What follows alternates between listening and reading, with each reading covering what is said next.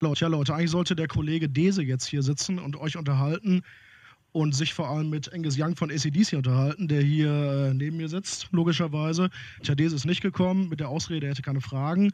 Dafür bin ich jetzt hier und wir sitzen hier schon ein paar Stündchen, weil unser Kamerateam hat sich auch verspätet, haben ungefähr 60 Zigaretten geraucht, ungefähr 20 Tassen Kaffee getrunken. Und gut, ich bin jetzt hier, Angus ist auch hier.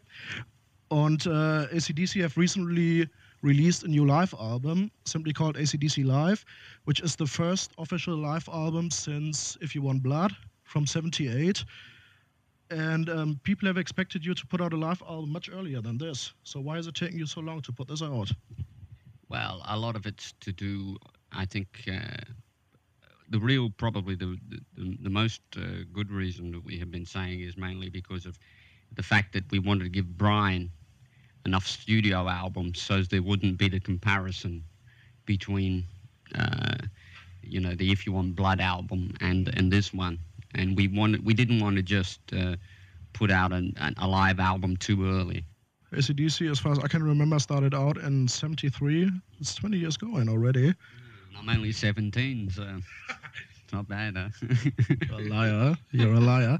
But I mean, one problem that you maybe have to cope with is that other guitarists, when they get old, like thinking about people like Keith Richards, they can just stand on stage, jam, and play their guitar, which you can never do because people expect you to jump around and play the kit all the time. Is that a problem for you, or is it something that comes natural and that will always be the case? Yeah, it's something that comes natural for me. It goes with me. It's really the way I play guitar. I know no better. It's the only way I can play.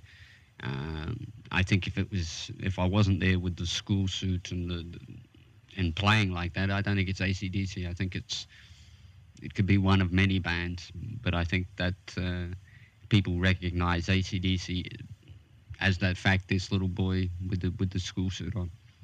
Notice he said little boy.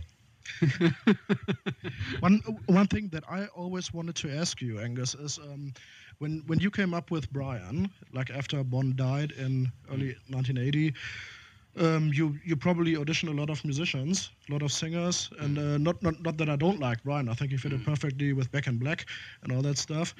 But it has been said a lot of times that maybe people like Angry Anderson from Rose Tattoo would have fitted perfectly too, or Dan McCafferty from Nazareth, who screamed like hell on that SNES Live album.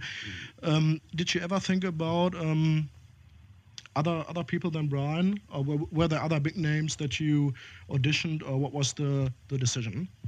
Well, a lot of it came down to what we did try to do at the time is we put together a list at the time of people mainly who Bon appreciated, is who Bon always said, this is a good singer.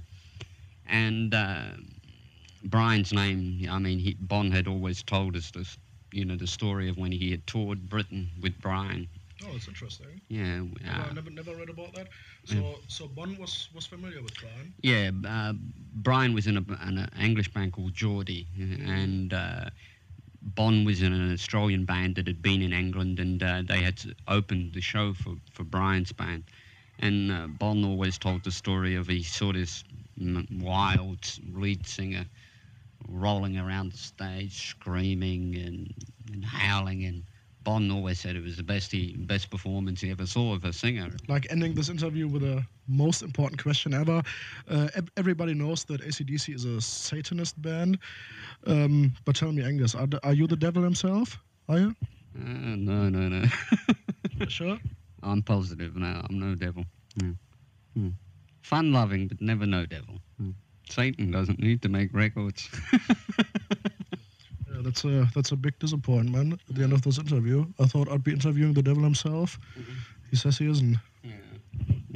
Just a friendly guy? Just a good old friendly, just a normal friendly rock and roll guitarist. Thanks a lot. Thank you.